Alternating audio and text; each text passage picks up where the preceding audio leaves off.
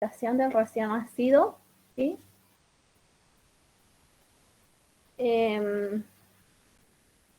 Bueno, en el recién nacido vamos a hablar ahora de la alimentación enteral, ¿sí?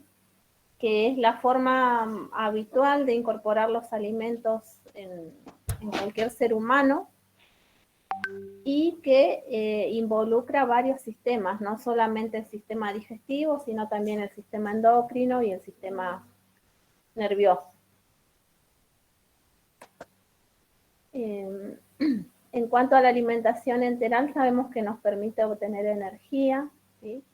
Y esta energía nos va a permitir llevar a cabo todos los procesos vitales.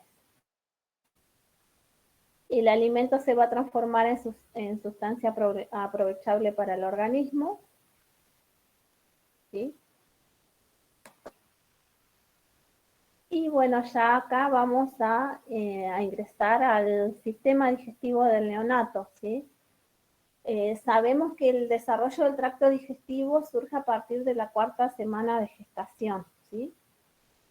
Y que el sistema digestivo se desarrolla a partir del endodermo. Si ustedes recuerdan todas las partes, ¿sí? Las capas, teníamos el endodermo, que era la capa, ¿qué capa era? ¿La más interna, la más externa? Interna. La más interna. La más interna, ¿sí? Bueno, el endodermo, a partir del endodermo se van a desarrollar las glándulas endocrinas, los pulmones, el sistema digestivo y el hígado. Si bien nosotros ahora estamos centrados en el sistema digestivo, pero bueno, tienen que saber que se desarrolla a partir del endodermo, el sistema digestivo, ¿sí? Bueno, en la vida intrauterina ya adquiere funcionalidad, ¿sí? ¿Cómo se imaginan ustedes que funciona el sistema digestivo en el útero materno? ¿Qué hace el neonato? Tragando líquido amniótico. Muy bien, sí, sí. El feto, digamos, lo que hace es ingerir el líquido amniótico, ¿sí? Entonces ahí va adquiriendo funcionalidad. Y se sabe que la maduración anatómica y funcional óptima va a ser a las 33 o 34, entre 33 y 34 semanas de gestación, ¿sí? ¿Esto qué quiere decir? Que si nace un bebé prematuro de 33 semanas, porque va a ser prematuro, y tiene alguna dificultad en la succión, va a ser esperable, ¿sí? Porque todavía no ha llegado a la maduración óptima, ¿sí? Entonces, en base a la edad gestacional, se va a determinar de qué manera se alimenta ese recién nacido. Y es probable que si nace un bebé de 32 semanas, yo no voy a pretender que el bebé succione, si bien quizás lo pueda hacer ya como reflejo que tenga, pero siempre en esto se tiene en cuenta que cuando el bebé succiona, también gasta energía, ¿sí? Y esa energía la tiene que utilizar para crecer y para aumentar de peso, ¿sí? Bueno, entonces,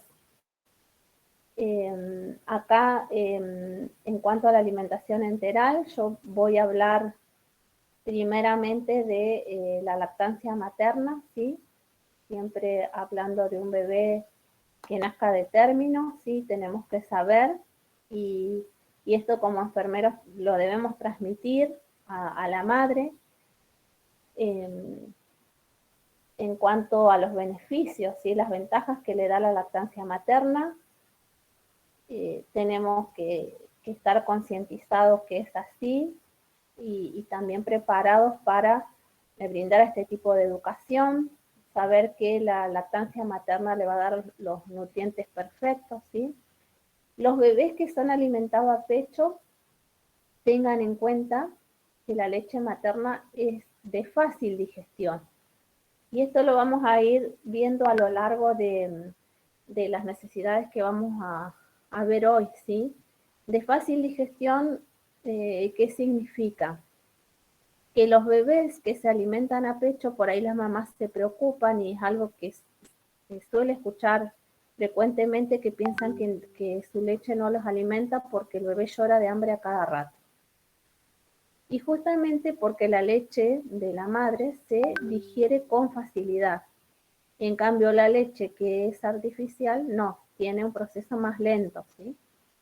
Esta leche de su mamá lo va a proteger de las infecciones, cuesta menos porque la mamá no va a tener que salir a comprar el alimento y va a estar lista y a temperatura cuando el bebé lo requiera, ¿sí? Va a favorecer el vínculo afectivo y el desarrollo, ayuda a evitar un nuevo embarazo. Bueno, esto de ayuda a evitar un nuevo embarazo está también mencionado como un beneficio, pero no significa que la madre no tenga que utilizar métodos anticonceptivos, ¿sí? Protege la salud de la madre, ¿sí? Profe, Sí, no, con respecto a la anterior Filmina, le quería preguntar, supongamos que, por ejemplo, sí, no sé, hayan transcurrido 4 o 5 días del parto, ¿no? sí, Y supongamos que, bueno, la madre fallece por algún motivo patológico. sí. ¿El bebé puede ser amamantado por otra mujer embarazada? O sea que ya haya No, no. transcurrido. Lo que se hace en ese caso, bueno, lamentablemente es ahí, si está en la neo, ahora en la neonatología de Cada Roca está el banco de leche. No sé si ustedes han escuchado esto, ¿sí? Sí, profe. Que las mamás pueden ser donantes de leche, pero para ser donantes tienen que hacerse una serie de análisis, ¿sí? De serologías para determinar que están aptas para donar, ¿sí? Entonces esa leche después se podría utilizar, como en el caso de la pregunta tuya que vos hiciste, para que en los primeros días de vida reciba esa leche, pero que ya está procesada para ser administrada, ¿sí? Procesada para ser administrada y bueno, y por lo general después se van con la leche artificial, ¿sí? ¿Respondí a tu pregunta? Sí, sí, sí, está bien, buenísimo. Bueno, en cuanto a la leche humana, se sabe que no tiene contaminantes bacterianos, la leche animal sí puede tener.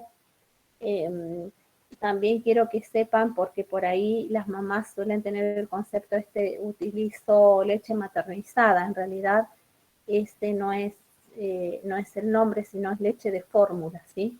Porque leche maternizada sería la leche que que cada especie le da a su cría. Y en este caso, la leche que se utiliza es la leche de vaca, ¿sí?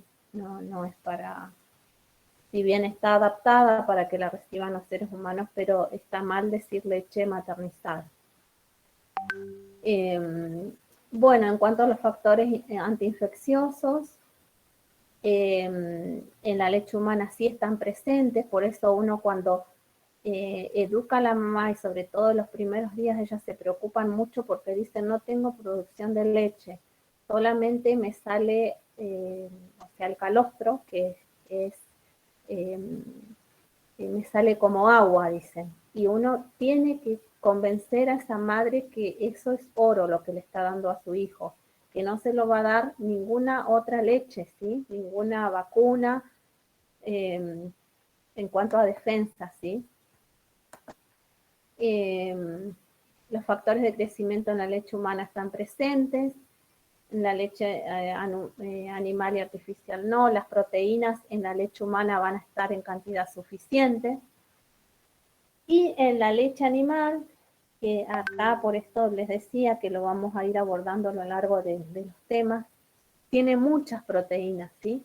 Entonces, ¿qué van a ver ustedes cuando ven un bebé que se alimenta con leche de fórmula?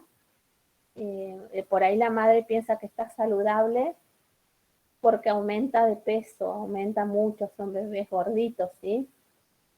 pero no significa que está bien nutrido, ¿sí? Y quizás el bebé que está alimentado con leche humana va a aumentar de peso lo que necesite, ¿sí? En cuanto a las grasas, en la leche humana son suficientes, va a tener ácidos grasos y lipasa para la digestión, y en la leche animal faltan ácidos grasos y no tiene lipasa. Por eso estos bebés que son alimentados con leche de fórmula, es esperable, y después lo vamos a ver en la necesidad de eliminación, que su digestión va a ser mucho más lenta, ¿sí? Profe, Sí, ¿puede pasar que un bebé nazca con intolerancia a la lactosa o eso es algo que se desarrolla más tarde? no, más tarde, sí, sí, sí. Claro, Eh, porque también había leído eso de que en el bebé cuando está, digamos, en el útero sí, tiene lactosa, entonces como que es difícil también que se desarrolle, ¿no? claro, sí, sí, tal cual. En cuanto al hierro, la leche humana tiene pequeña cantidad y tiene buena absorción, ¿sí? La leche animal también tiene pequeña cantidad y buena absorción, ¿sí? En cuanto a las vitaminas, en la leche humana son suficientes y el agua también es suficiente. Por eso cuando los bebés se alimentan a pecho, o uno les tiene que decir a la mamá que así sea en verano, no necesita darle agua extra, porque la leche materna le va a dar la cantidad de agua suficiente que el bebé necesita, ¿sí? Bueno, ¿cómo actúa esto de la protección contra las infecciones? ¿Sí? Eh, ¿Qué pasa si la mamá se enferma? ¿Sí? Eh, Acá los glóbulos blancos van a actuar generando anticuerpos para la mamá, ¿sí?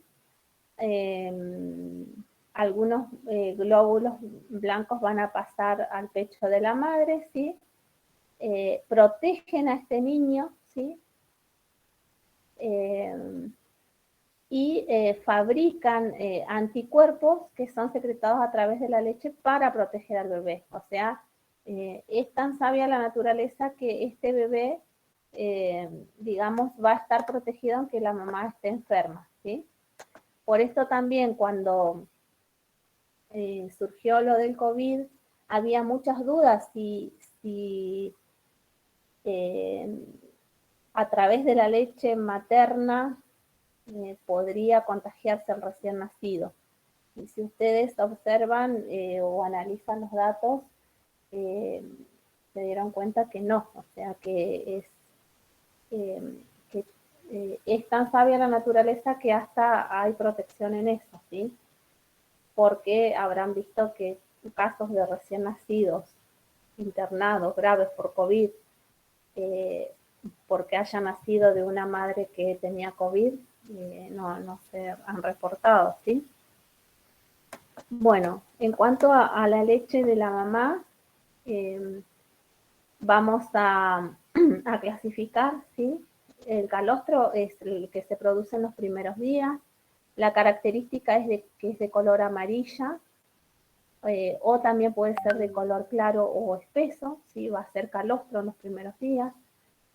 La leche madura va a ser producida después de algunos días y también le llaman bajada de leche, cuando la mamá ya comienza a notar que sus pechos se ponen turgentes de leche, ¿sí? Que necesita por ahí vaciarse porque el bebé todavía no ingiere, no vacía totalmente los pechos. Y bueno, acá les quiero explicar algo también para que cuando eduquen a la mamá, antes se les daba un tiempo, se les decía, dele 20 minutos, 30 minutos de cada pecho. Ahora eso del tiempo ya no se dice más, ¿sí? Tenemos que tener en cuenta que el bebé toma demanda, que quizás el bebé, si a la hora y media tiene hambre otra vez y significa que ya digirió la leche, porque recuerden que la leche humana se digiere fácilmente, le tiene que volver a dar, si no necesita esperar 2 horas, 3 horas, ¿sí? Es cuando el bebé lo requiera. Y tener en cuenta que por cada pecho, por cada mama de la mamá, va a haber una leche de comienzo que se produce al inicio de la mamada, ¿sí? Cuando el bebé empieza a succionar, primero sale esta leche del comienzo, que tiene agua, o sea que el bebé se hidrata, pero que quizás no lo sacia, y quizás este es el error que por ahí las mamás cometen, de que le dan un ratito de cada pecho, ¿sí? Siempre tiene que vaciar bien para poder lograr extraer esta leche del final, ¿sí? Es una leche más blanca que se produce al final, que tiene más grasa y que le da más energía, entonces va a ayudar que ese bebé se sacie y que también aumente de peso. Bueno, en cuanto al calostro, las propiedades del calostro es que es rico en anticuerpos, ¿sí? Por eso, acá quiero hacer hincapié en la educación que le tenemos que dar a las mamás cuando preguntan o se preocupan porque todavía no tienen leche. Decirle que en los primeros días lo único que necesita ese bebé es ese calostro que está produciendo ella, ¿sí? La propiedad es que es rico en anticuerpos, que protege contra la infección y la alergia, que tiene muchas células blancas o leucocitos que van a proteger de la infección, que es laxante. Laxante significa que ayuda a eliminar el meconio que tienen los intestinos y a prevenir la ictericia, porque bueno, cuando veamos lo del meconio también vamos a ver que está compuesto por bilirrubina, ¿sí? Los factores de crecimiento ayuda a madurar el intestino, previene la alergia, la intolerancia, ¿sí? Y en cuanto a intolerancia, hay una de las chicas que recién preguntó, por ahí también es importante esto, así que por esto les decía que el calostro les va a dar, va a otorgar ciertas propiedades que no se lo va a otorgar ninguna otra leche, ¿sí? Es rico en vitamina A, ¿sí? Lo que hace disminuir la severidad de las infecciones, o sea que estos recién nacidos es probable que en la edad pediátrica no requieran tantas internaciones, o si tienen algún tipo de infección o se contagian de alguna enfermedad respiratoria, vaya a ser leve, no requieran internaciones prolongadas o tratamientos muy, muy complejos. Previene también la enfermedad ocular, ¿sí? También le da beneficios psicológicos la lactancia materna. Las mamás reaccionan de manera más afectuosa, ¿sí? Con los recién nacidos que los alimentan a pecho. Los bebés lloran menos, ¿sí? Tienen un mejor desarrollo intelectual, ¿sí?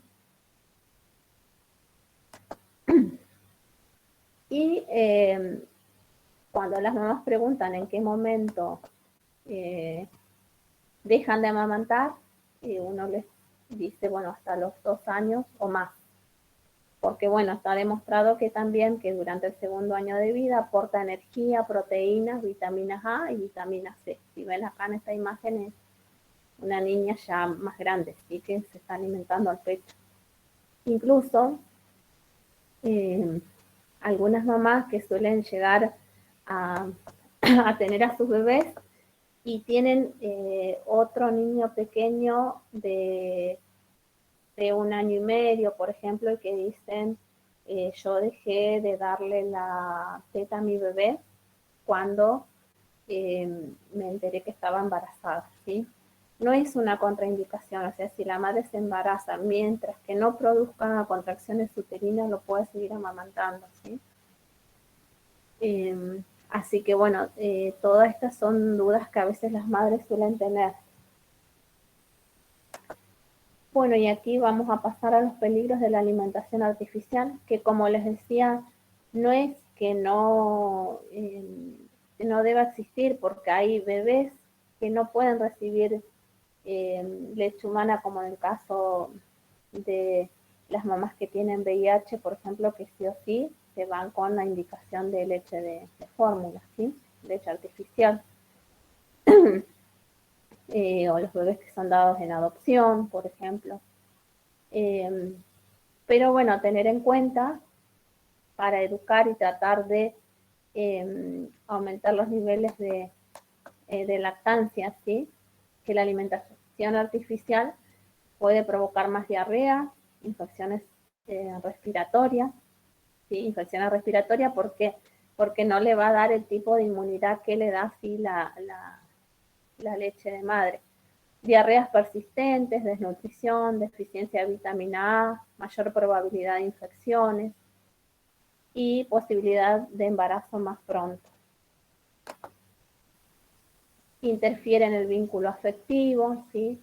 Más alergia e intolerancia a la leche, mayor riesgo de algunas enfermedades crónicas, tendencia al sobrepeso, por esto que les decía que por ahí uno ve a un bebé más con mayor peso, si lo compara, pero no necesariamente significa que esté saludable. Mayor riesgo de anemia, de cáncer de ovario, cáncer de pecho para la madre. Entonces, en base a todo esto que hablamos, referido a la necesidad de alimentación, lo que se recomienda es la alimentación a pecho en la primera hora del parto, ¿sí? Para esto, previamente, sí nos vamos a asegurar que la madre tenga toda la serología actualizada. Serología actualizada significa que tenga el resultado del VIH que sea negativo, ¿sí? Porque si no, en este caso, si es positivo, estos bebés no se alimentan a pecho, pero sí puede hacer contacto piel a piel, ¿sí? Y amamantar de manera exclusiva hasta los 6 meses de vida, dar alimentación adecuada y oportuna a partir de los 6 meses y continuar amamantando hasta los 2 años de vida o más. Bueno, acá cuáles van a ser los factores determinantes para la alimentación enteral. Por un lado, el peso del recién nacido y la edad gestacional del recién nacido.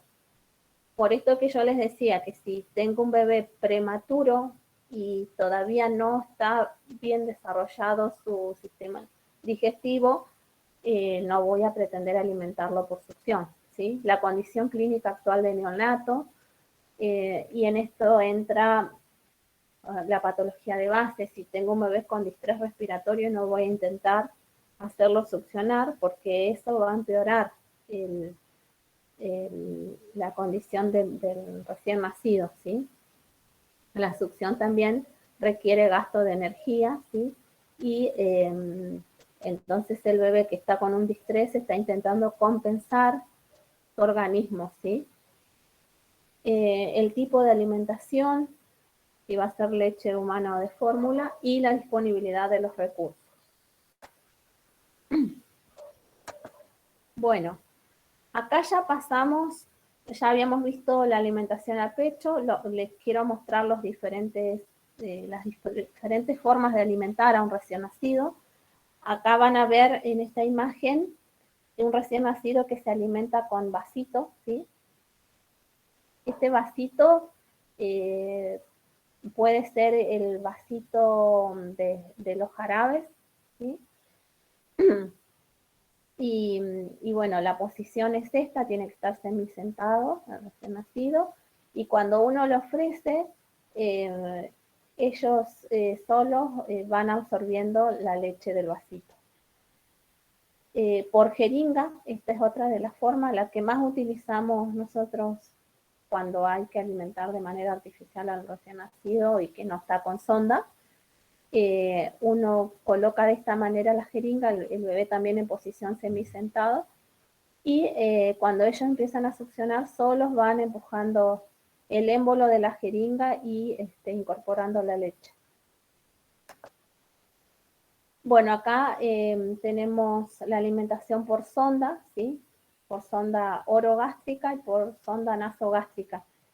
Este bebé tiene una sonda orogástrica. Acá en esta imagen muestra una forma de fijación en el labio superior, y acá también es una sonda orogástrica que está fijada en la parte inferior. Siempre que fijamos una sonda, lo hacemos previamente, se coloca un apósito hidrocoloide que es para proteger la piel, y encima de eso recién se coloca la tela adhesiva. Y este bebé está con una sonda nasogástrica, que van a ver que la sondita está introducida en la fosa nasal del recién nacido.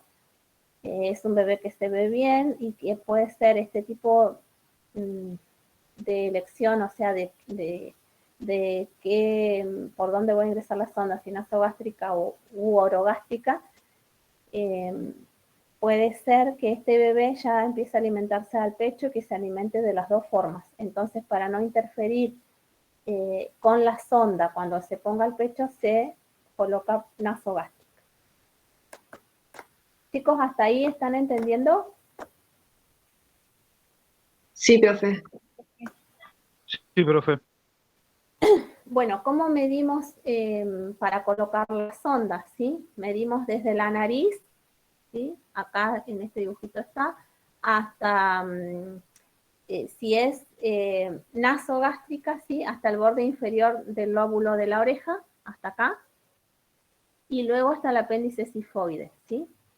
Vieron que hoy, cuando hablábamos de examen físico, decíamos que teníamos reparos anatómicos que se usan mucho en el neonato.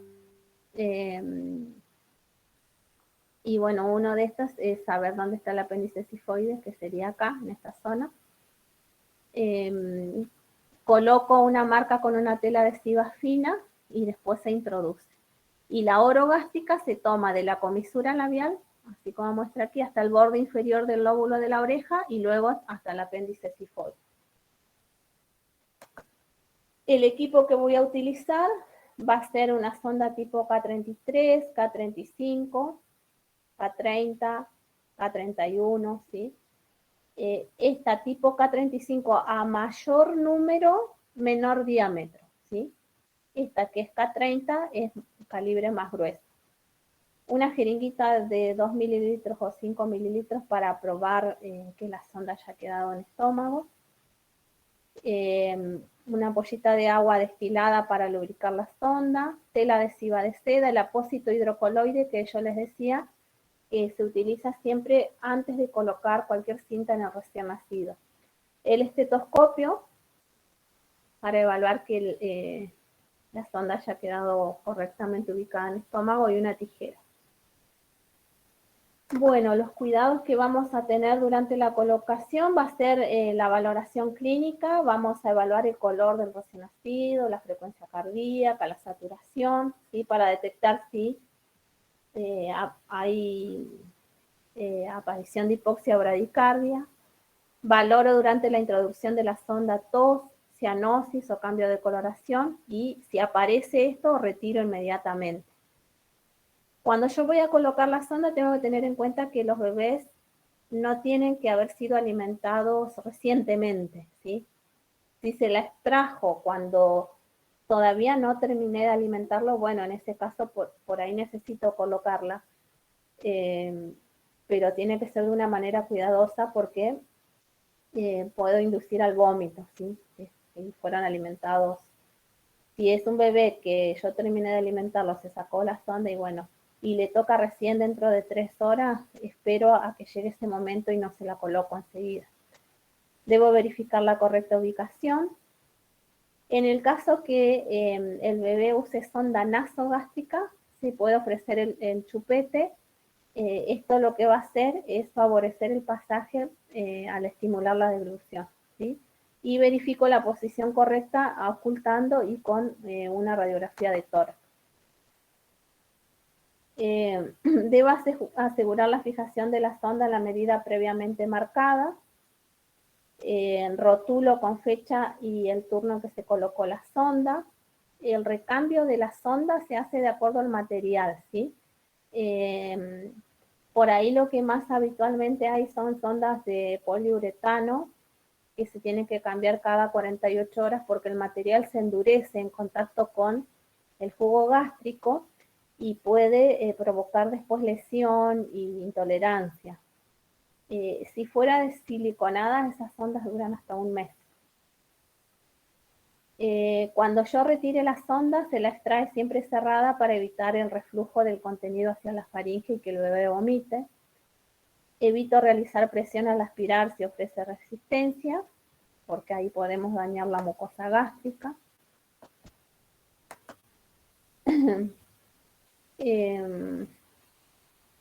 Bueno, y durante la alimentación valoramos también en todo el tiempo el neonato, incluimos a la familia, en las neonatologías se les educa a la mamá de cómo alimentarlos y después lo hacen ellas con supervisión siempre de enfermería.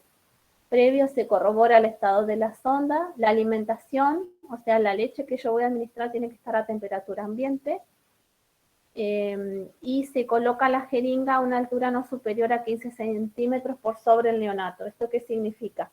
Que si yo elevo mucho la sonda, el contenido que está en la jeringa va a pasar muy rápido y si bien va a estómago, también puede hacer que el neonato vomite. ¿Sí? Se debe permanecer con el bebé durante la alimentación y después de esto hago un registro y un balance en la hoja de enfermería. Tengo que registrar la tolerancia al procedimiento y los efectos asociados. ¿Sí? Bueno, ¿cómo evalúo que esa alimentación sea adecuada? Debo tener en cuenta el peso, ¿sí? Y acá yo les puse la formulita para saber el porcentaje de pérdida del peso, ¿sí? Que eso es algo que siempre cuando vienen a la instancia de práctica, uno pregunta qué porcentaje de peso tiene que perder, es esperable que pierda un recién nacido en la primera semana de vida. Entonces ahí ustedes tienen que saber responder que el recién nacido pierde el 10% de su peso, ¿sí? ¿Cómo yo calculo el porcentaje que lleva perdido? Siempre tomo en cuenta el peso del nacimiento, ¿sí? Y el peso actual. El peso del nacimiento le resto el peso actual, a eso lo multiplico por 100 y lo divido por el peso del nacimiento. ¿Sí? Ahí me va a dar el porcentaje de pérdida de peso. ¿Sí? ¿Se entiende? Sí. Bueno, el control de peso se realiza diariamente, ¿sí? En la etapa de internación conjunta. Es una vez por día y se hace a la mañana. Siempre debo establecer un ambiente seguro en la alimentación y asegurar también la correcta higiene de manos de la mamá si lo va a alimentar y del personal durante la alimentación para no agregar alguna infección, ¿sí? Al tracto digestivo. Debo registrar el volumen de ingesta de leche materna o de fórmula en la hoja de registro y también control de eliminación urinaria e intestinal. Tengan en cuenta que esto siempre va de la mano. Si el bebé se está alimentando bien, va a tener eliminación urinaria, ¿sí? E intestinal. Por ahí, intestinal no va a ser todas las veces, pero diuresis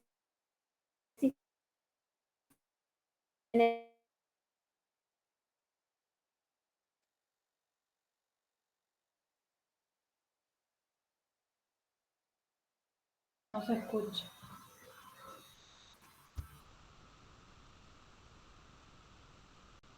No se le escucha bien, profe. No Se se le escucha cortó. directamente.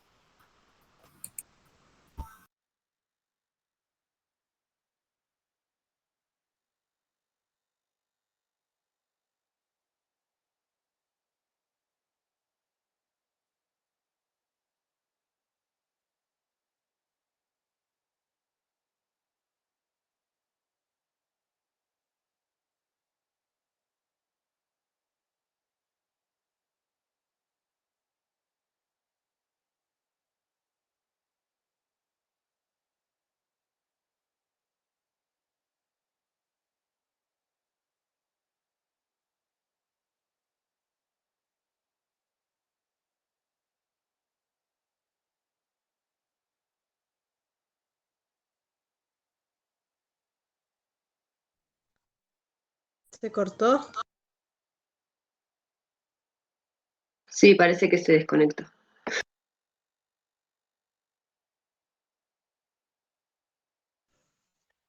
¿Y termina la clase? No, se le habrá tenido algún problema, seguramente. Le quedaban unas diapositivas todavía.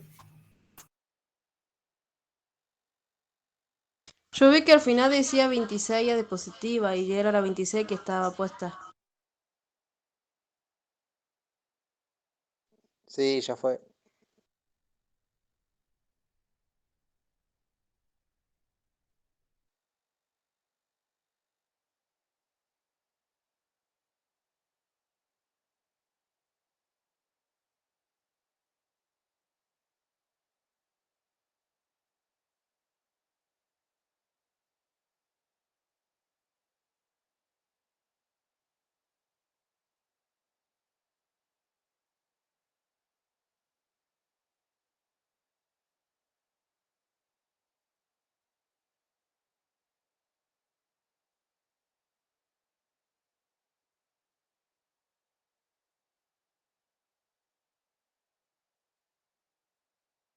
Alan, seguí vos. No, ese tenés que ser vos, boludo. O Axel. Dale, Alan, sin miedo.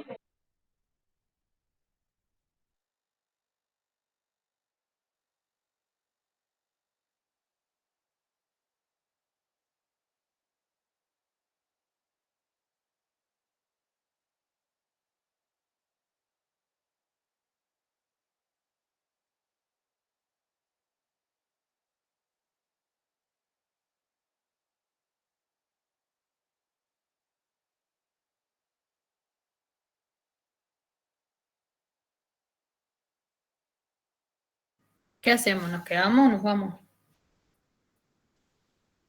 Ahí pregunté en el grupo. Claro, preguntar en el grupo dónde está la profe. Y ahí capaz que ella le pregunta. Dice que está tratando de restablecer. Hay que esperar.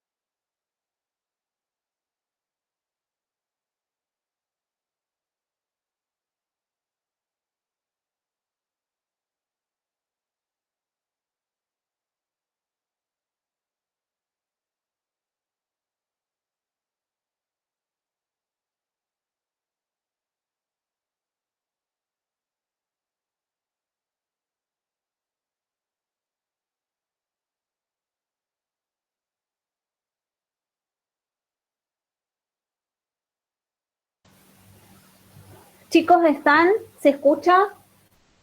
Sí, profe. ¿Hasta dónde pudieron escuchar? Porque cuando me di cuenta se había cortado internet, pero quiero saber si, La iluminación estábamos hablando. si alcanzaron a escuchar la parte final de los cuidados.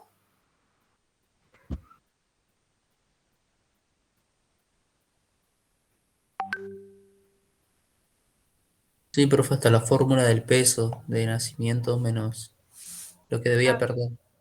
Está bien.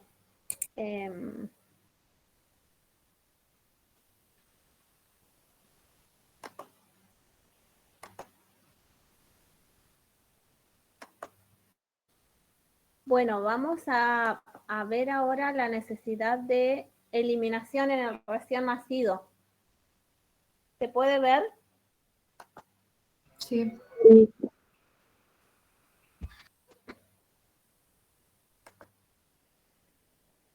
Bueno, en cuanto a la necesidad de eliminación, lo que tenemos que tener en cuenta que la eliminación de orina en el recién nacido siempre ocurre en las primeras 24 horas. Cuando el bebé nace, lo que hacemos es registrar si el bebé orinó en el momento del nacimiento. Eso se registra en la historia clínica para tener en cuenta después y no alarmarnos si pasa unas horas que no orina, ¿sí? Inicialmente esa orina del recién nacido va a ser concentrada y después es más diluida a las 48, 72 horas, ¿sí? Bueno, acá les quise mostrar, no sé si alcanzan a ver en esta imagen, esto es un pañal que las mamás suelen consultar mucho y suelen asustarse cuando encuentran en el pañal que el bebé hizo pis y se ve esta mancha de color ladrillo, ¿sí? Es así de este color. Y esta mancha se da por presencia de uratos, ¿sí? De uratos de sodio, de calcio, ¿sí? Que al entrar en contacto con la orina y después enfriarse, toman ese color, ¿sí? Eso es normal en las primeras 72 horas. Entonces, lo que uno le tiene que informar a la madre es que es por la presencia de uratos que el bebé está eliminando, ¿sí? Que no es sangre. Bueno, la frecuencia de eliminación tanto de la orina o de posiciones en el recién nacido va a ir muy ligada de la alimentación, que era la necesidad que vimos anteriormente, ¿sí? En el día del nacimiento, en el día 1, se ha establecido, como para que tengamos un parámetro de referencia, que el bebé se va a alimentar hasta 6 veces, ¿sí? En el día. A las 24 horas de vida, entre 6 a 8 veces, a las 48 horas, 8 a 12 veces, y cuando se va a su casa, como mínimo, se tiene que alimentar 8 veces, ¿sí? En cuanto a la orina, en el primer día, orina 1 o 2 veces, a las 24 horas 4 veces o más, a las 48 horas 6 veces o más, y al egreso de 6 a 8 veces o más. En cuanto a las deposiciones, el día del nacimiento puede ser que tenga una deposición, a las 24 horas 1 vez o más. Y bueno, esto es importante decirle a las mamás porque a veces se preocupan porque dicen el bebé no hizo caca. Uno lo que tiene que explicarle que siempre tiene que tomar como parámetro de referencia que el bebé haga pis, que deposiciones no suelen tener todas las veces, pero sí que tiene que orinar, ¿sí? A las 48 horas de vida, las deposiciones serían 2 veces o más, y cuando egresa 4 veces o más. En cuanto a la eliminación de meconio, el meconio van a ser las primeras deposiciones que el bebé tenga al momento del nacimiento, ¿sí? ¿Qué significa meconio? Meconio Bueno, es la palabra que se le ha otorgado a esa deposición que ocurre, ¿sí? Desde el momento de nacimiento en las primeras horas. Esa es la palabra que se le ha otorgado, ¿sí? No tiene ningún significado especial, es la palabra que se ha utilizado para determinar ese tipo de deposición, ¿sí? Entonces sería la primer deposición. Claro, deposiciones meconiales. Entonces, si uno dice eliminó meconio, tuvo deposición meconial, es una deposición normal en el recién nacido, ¿sí? Este meconio ya estaba presente en el intestino del feto durante la vida intrauterina. Esto es importante que lo sepan, ¿sí? Y luego del nacimiento va a ser la primera deposición. ¿Qué características va a tener? Las mamás que son primerizas, sobre todo que nunca cambiaron el pañal de un recién nacido, también suelen alarmarse por el color, ¿sí? Es entre un color verde muy oscuro, muy intenso o negro, ¿sí? Como si fueran las deposiciones de un adulto que tiene sangre en orina, en materia fecal, así con esas características. La consistencia es espesa, pegajosa, cuando hace abundantemente, por ahí es difícil higienizar la zona perineal. Entonces ahí uno le tiene que explicar a la madre y ofrecerle las herramientas para poder hacerlo, que es suficiente cantidad de algodón separado en varias partes para que no se le ensucie todo el algodón desde de entrada y pueda llegar a higienizar. Y sobre todo en las nenas tener en cuenta que siempre la higiene va a ser de arriba hacia abajo, ¿sí? El meconio va a estar compuesto por agua, va a tener lípidos, va a tener proteínas, precursores de colesterol, ácidos grasos libres, productos de la deglución del líquido amniótico, ¿sí? Recuerden que recién decíamos que el bebé en el útero ya empieza a funcionalizar su aparato digestivo, deglute el líquido amniótico, ¿sí? Va a tener células epiteliales, va a tener bilis y secreciones intestinales. Entonces, por eso es importante que el bebé se alimente a pecho para que también empiece a haber tránsito intestinal y pueda eliminar ese meconio, ¿sí? En condiciones normales siempre comienza luego del nacimiento y durante las primeras 24 a 36 horas y bueno, hasta que se elimina totalmente, ¿sí?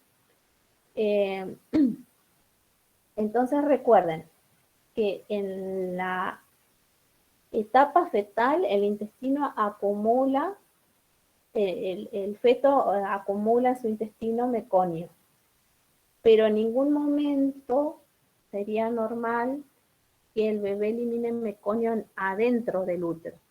Cuando esto sucede es que vamos a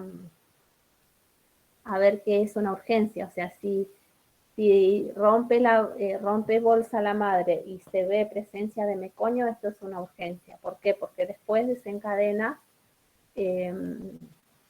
sufrimiento fetal, ¿sí? Porque no se olviden que ese bebé va a estar deglutiendo el líquido amniótico, y si el líquido amniótico se llena de meconio, eso es perjudicial para el recién nacido, ¿sí? Algunos bebés nacen y ni bien nacen, eliminan meconio, ¿sí? Pero ya fuera del útero. Bueno, aquí les puse una imagen. De este lado vemos una deposición meconial y que tiene esas características que le decía que es pegajosa, ¿sí? Y Profe, acá, ¿cómo? perdón, debería producirse la eliminación del meconio durante la internación, ¿no? Sí, antes de irse de alta.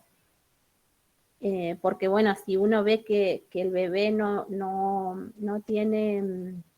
ha tenido deposiciones, o sea, no se van de alta sin que hayan tenido deposiciones, ¿sí? El tema de la orina, profe, ¿cómo lo controlamos? ¿Según lo que haga en el pañal? Sí. ¿O tiene alguna otra? Cuando está en internación conjunta, lo que hacemos es una observación del pañal, ¿sí? Cuando el bebé está en neonatología, lo que se hace es para llevar un balance y hacer un control de diuresis, porque ahí recuerden que sí va a haber que hacer un balance y registrar, lo que se hace es pesar el pañal seco y se deja escrito en el pañal seco cuánto pesaba ese pañal. Entonces, una vez que yo retiro el pañal húmedo, lo peso otra vez y saco la diferencia. Esa diferencia sería la diuresis. Y si no, ¿cómo registramos que hizo pis? ¿Cada cuántas En la planilla de registro figura un cuadrado que dice diuresis, entonces uno pone sí o no, ¿sí? Si por ejemplo no hizo en el turno, vuelve a evaluar, y si no hizo durante todo el turno y yo cambio la guardia, lo dejo registrado y además lo informo a mi compañera, a mi compañero, para que tengan en cuenta esa observación y ver si después buenísimo. en el próximo turno registra diuresis. ¿Se entendió? El tema del meconio también lo mismo, o sea, va a ver. Sí, también se registran las dos cosas, tanto la eliminación urinaria como el meconio. También se registra si hay vómito, ¿sí? Aunque esté en la internación conjunta. Todos esos esos registros figuran en la hoja de enfermería. Bueno, acá sí. ¿Cada cuánto debería cambiarle el pañal para controlar la diuresis? Y lo que uno les dice, que le revise el pañal antes de alimentarlo, ¿sí? Después, cuando veamos la necesidad de higiene, vamos a ver que hay una ventaja y una desventaja, ¿sí? Que bueno, ya se las voy a decir.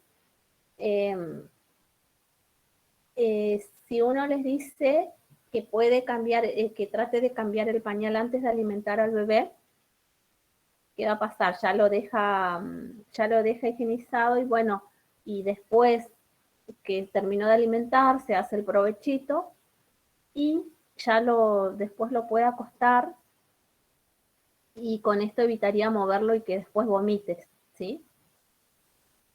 Pero, ¿qué suele pasar? Los bebés tienen el reflejo gastrocólico, que se les llama, que cuando se están alimentando al pecho, y les pasa a todos, muchos de ellos dicen a mamá, uy, recién le cambié el pañal y se volvió a hacer. Es por ese reflejo, ¿sí? Que incorporan leche, y eso hace que se desencadene el reflejo, que se empiece a funcionar el intestino y que tenga la deposición. Entonces, finaliza la alimentación, y ¿qué sucede? Tiene que volver a cambiarlo. En ese caso, si tiene que volver a cambiarle el pañal después que lo alimentó, hay que explicarle que lo debe hacer con sumo cuidado, sin moverlo demasiado, para que el bebé no vomite, ¿sí? ¿Se entendió? Sí, profe. Bueno, acá les mostraba el meconio, entonces de color negro, verdoso oscuro, de textura viscosa.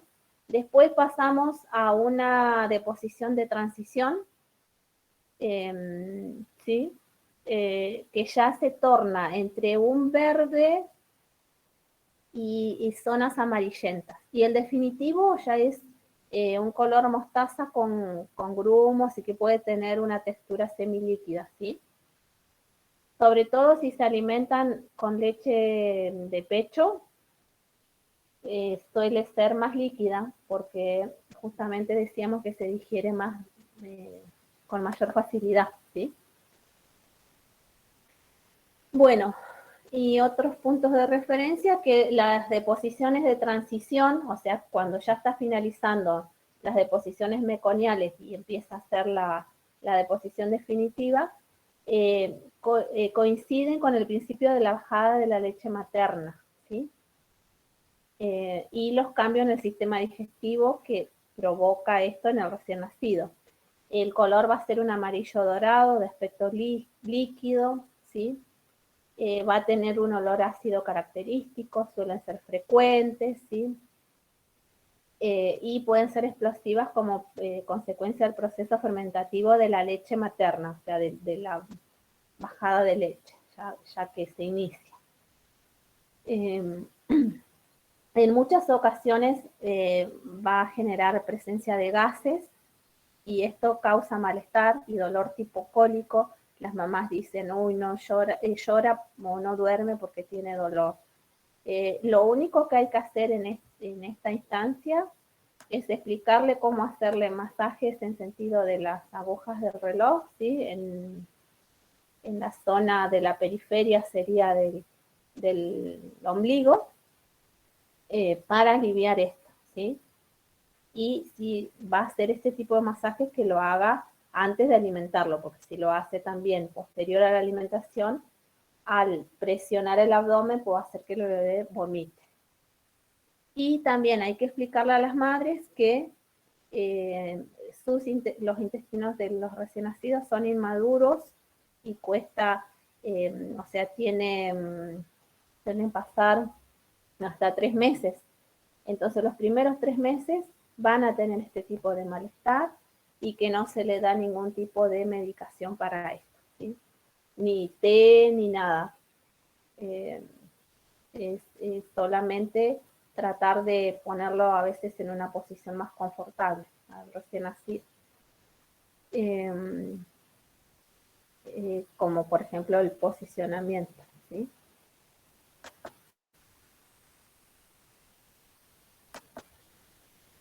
Bueno, las deposiciones definitivas son las que se presentan cuando ya la lactancia se instaló, ¿sí? Van a ser heces más consistentes y pastosas, y la frecuencia de eliminación va a ser menor, ¿sí? Que las deposiciones de transición, pero va a variar de un recién nacido a otro, porque cada uno va a tener un patrón de eliminación individual. Así como nosotros en la edad adulta tenemos un patrón de eliminación individual, también el recién nacido, ¿sí? Entonces uno tiene que dar este tipo de educación, ¿sí? El ritmo evacuatorio de los bebés amamantados es un signo, un indicador que el bebé se está alimentando adecuadamente al pecho, ¿sí? O sea, tengo varias formas de valorar que el bebé se está alimentando al pecho. Una sería a través de la piel, de las mucosas, que van a estar hidratadas, van a estar húmedas, la lengua va a estar húmeda, va a tener eliminación urinaria y va a tener también deposición. ¿Se entendió hasta ahí, chicos? Hasta ahí sería lo de la necesidad de eliminación. ¿Alguna duda, algo que quieran preguntar?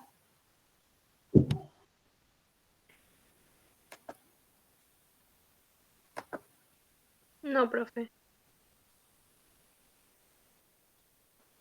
No, profe.